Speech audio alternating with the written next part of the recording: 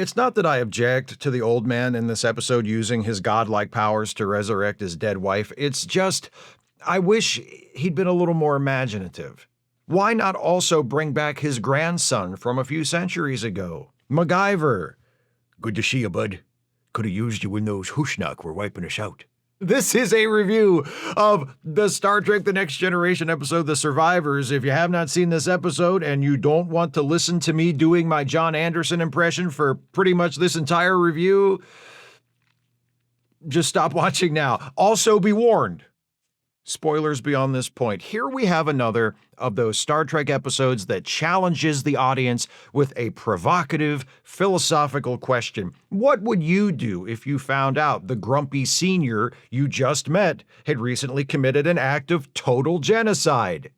Have a think on it while we recap the plot. The Enterprise arrives at the Delta Rana system in response to a distress call from a colony there. By the time the Enterprise gets there, it's been 3 days since the call was sent, and now the entire planet is a lifeless wasteland, and whoever or whatever carried out this attack is gone. Except, hang on, life signs! There are 2 humans alive on the surface, living in a house, located on a small plot of land that is miraculously untouched by the devastation that surrounds it. A perfect square of grass and trees, sitting there in the middle of a dead landscape. Picard's like, that's quite odd, and he sends Riker down with an away team to investigate. Riker, Worf, Crusher, Data, and Geordi beam down to that lone patch of green, and Riker immediately steps into a snare trap like the big lummox what he is and gets hung from a pole by his ankle. Then this guy appears, packing a phaser, and says, "All right, nobody move or I'll blow all your heads off." Riker asks if he can come down, but the guy with the phaser is like, "No, nobody touch him. Leave him there. I want to watch him turn purple as the blood rushes to his head." Someone else, this lady, comes running up and tells the guy with the phaser to chill out. She introduces herself as Rashawn, and this is her husband, Kevin. Rashawn looks familiar. Have we? Oh, shit! It's Judge Old Lady from Deep Space Nine! Although, she seems a lot calmer and sweeter here. She must be Judge Old Lady's more carefree twin sister. As Geordi helps Riker down, Rashawn and Kevin explain that they were attacked a few days ago by a ship so big you could see it in orbit. Then, the ship left, and they haven't seen or heard from anyone else in the colony since. I can't imagine you were getting that many visitors to begin with, what with the booby-trapped yard. Quit your complaining and count yourself lucky you walked into the snare instead of the spike pit. Kevin, cut it out now. I smear the spikes with feces to— Kevin! Riker informs them that they were the only survivors of the attack, and asks for permission to look around their house in search of a possible explanation. Explanation? For why you and your home survived the attack while everything else on the entire planet was destroyed. Are you trying to suggest that we were spared because we betrayed the others? No, I'm not accusing you of anything. Are you trying to suggest that I'm a powerful and immortal being with an unspeakably dark secret? No.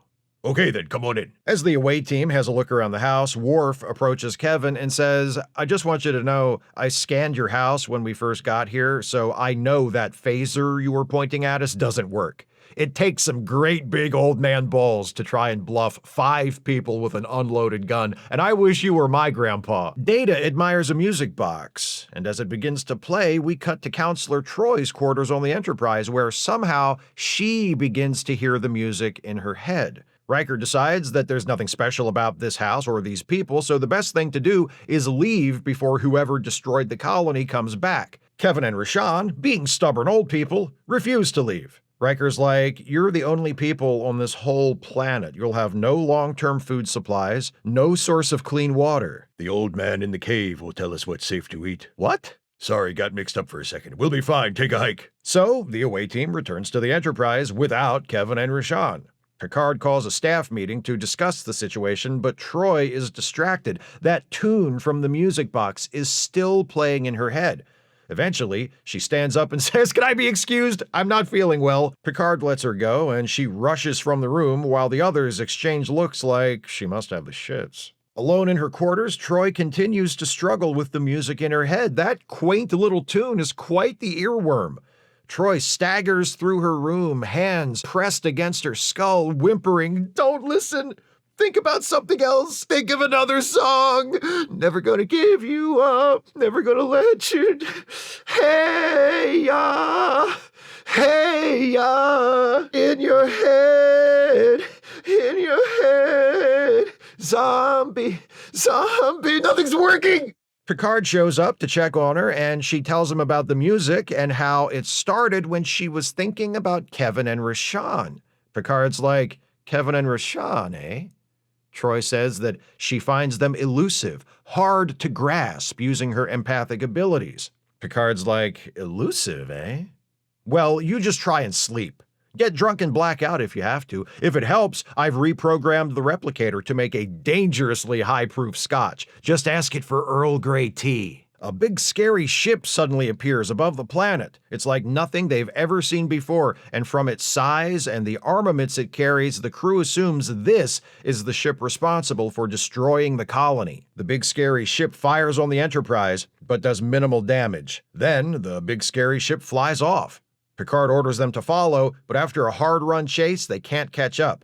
Picard breaks off the pursuit and returns the Enterprise to the planet. Kevin and Rashawn are doing some gardening with far-out future space tools when Picard and Worf show up with a mini-fridge. It's actually a replicator. Picard explains that it can make the basic essentials they'll need to keep living here: clothes, food, clean water, and an Earl Grey tea that packs quite a punch. Wink. Later in the house, they're all drinking tea and getting drunk, and Picard asks Kevin and Rashawn about the attack on the colony. Is there any reason they can think of why they might have been spared?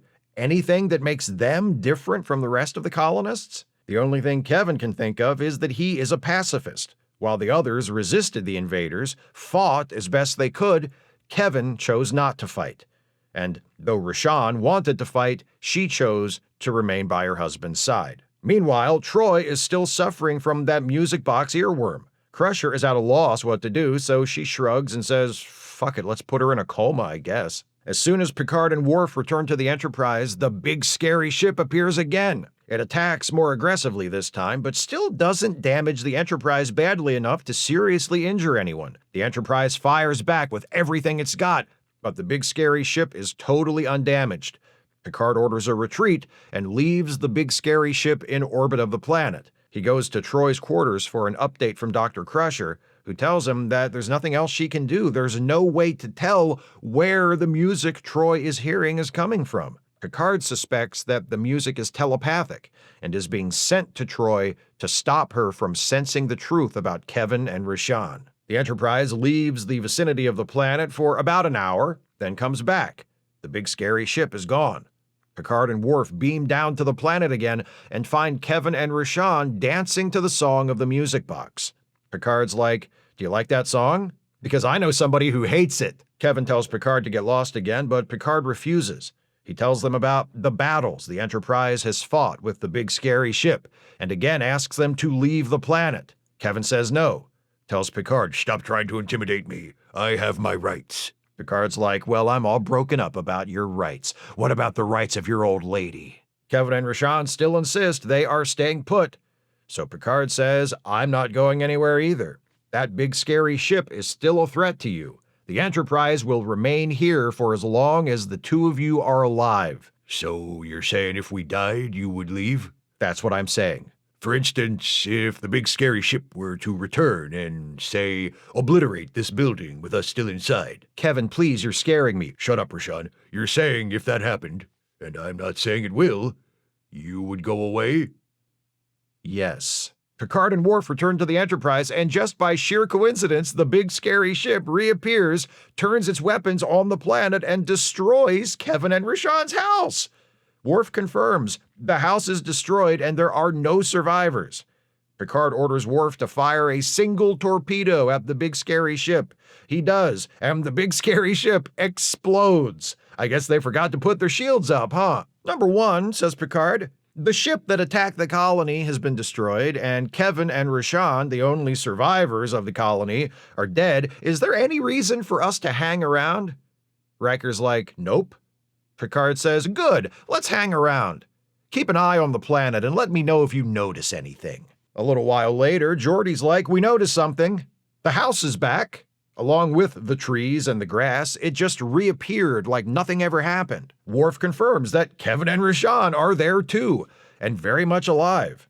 Picard says, okay, time to quit fucking around with these old farts. Lock on to Kevin and Rashawn and beam them both directly to the bridge right now. Kevin and Rashawn materialize, and Picard says, let's cut the shit. Kevin, you put music in my telepathic counselor's head to keep her from sensing what you really are, and you also created that big scary ship to try and run us off when we showed up here asking a lot of inconvenient questions after the rest of your colony had been destroyed. And furthermore, Rashawn's not your real wife. She's your fake wife. She died along with everyone else on the planet during the attack, and you recreated her, didn't you? Admit it. Rashawn disappears.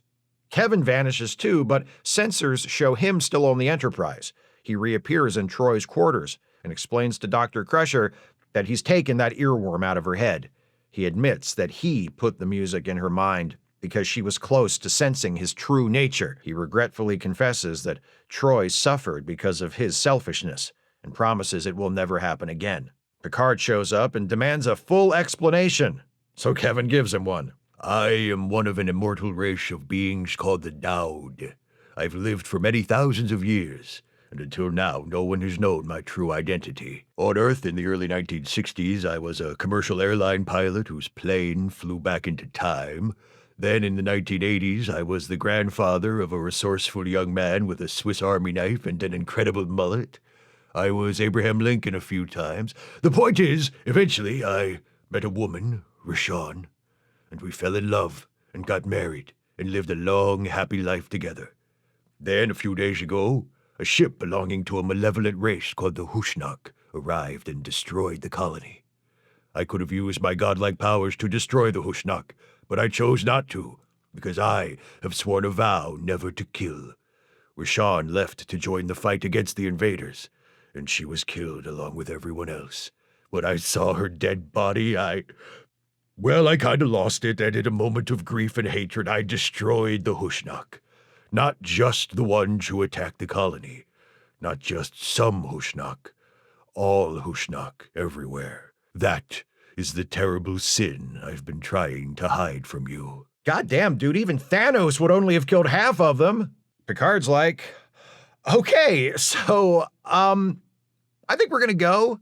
You can return to the planet and bring your wife back to life, whatever you want. We won't bother you. Kevin goes home, the Enterprise leaves orbit, and Picard records a captain's log where he says, we encountered a being of incredible power who told us he wiped out an entire species with a single thought, so we're just gonna give him some space. The end. When people discuss this episode, they usually want to talk about that late revelation of who Kevin is, what he did, and how Captain Picard reacts to it. And I'll get around to that, but I do want to mention a few things about the rest of the episode too, because that big reveal comes at the end of a story that, while fairly predictable, is well told and especially well acted. The starting premise is Star Trek 101, and I mean that in a good way. The ship arrives at a planet and finds the inexplicable thing. I love a story that starts with an inexplicable thing. In this case, that would be the survival of Kevin, Rashawn, and their home in the midst of planet-wide destruction. A premise like this is a great way to begin a story because it automatically plants questions in the minds of the audience. Why did these people and this small bit of property survive? Is there something special about them or this place? What's the secret of what's going on here? Expectations are set. Narrative possibilities are opened up. We assume the heroes of the story will be asking the same questions we are. It's a terrific way to kick off a story, but it can be a double-edged sword. Yes, having the characters discover an inexplicable thing is an exciting way to begin a story, but by the end of that story, you've got to find a satisfying way of resolving that inexplicable thing. Not necessarily explain it, but resolve it. The Survivors definitely explains its inexplicable thing by the end, but does it resolve it in a way that is satisfying? I'm not really sure, actually. Yes and no.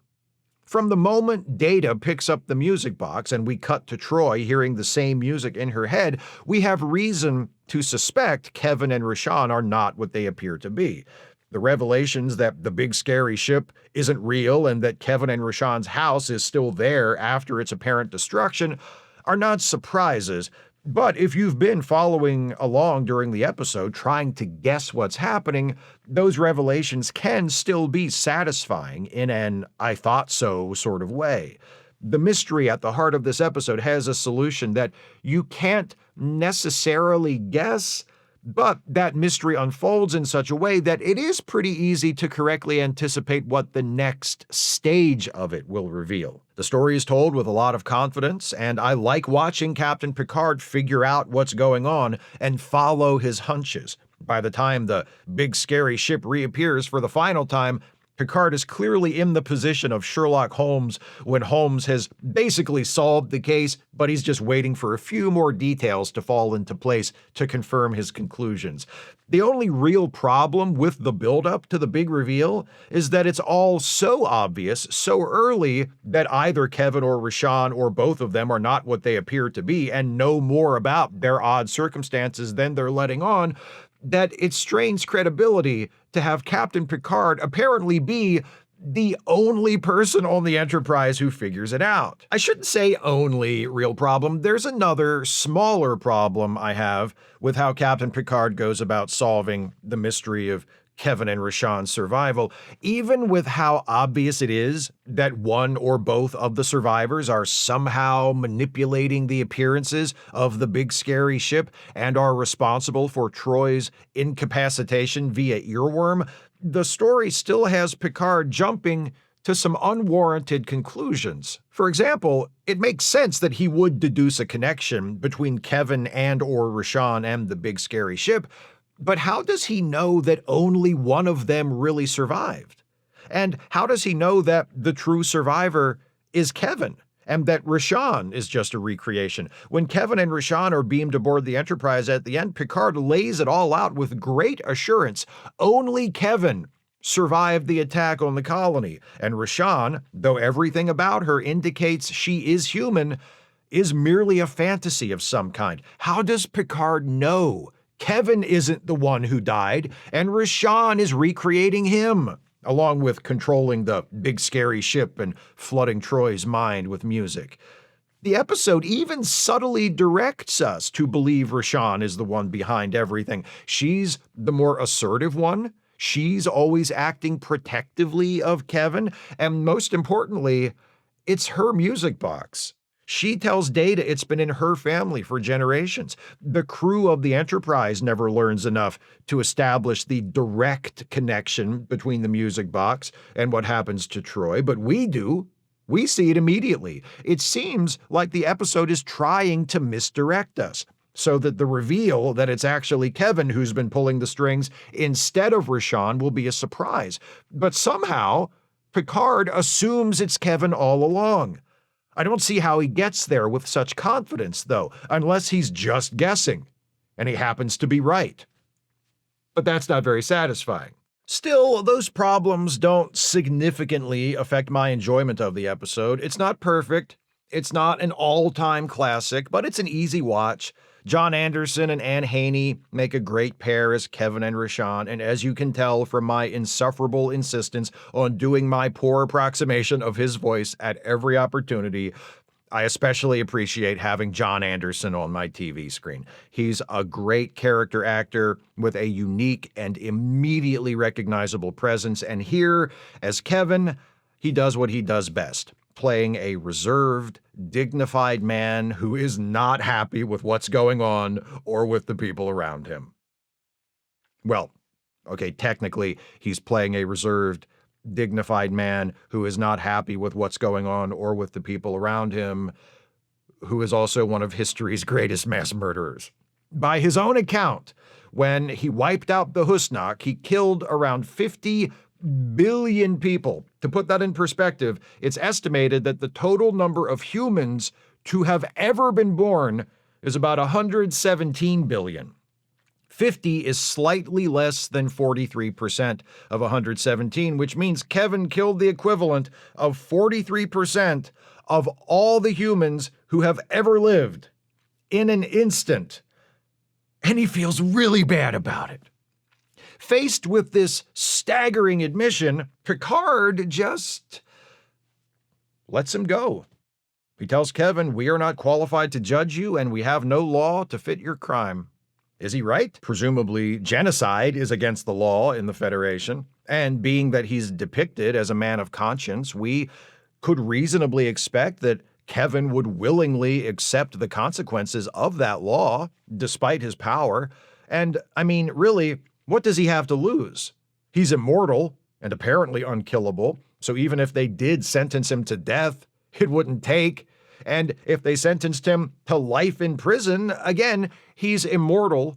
All he has to do is wait until he outlives the civilization that's imprisoning him, and he's free again. In the meantime, give him a deck of cards or something to keep busy with. He'll be fine. What's a millennia or two in the joint to a guy like Kevin? But what would throwing Kevin in prison for his annihilation of the Husnak really accomplish?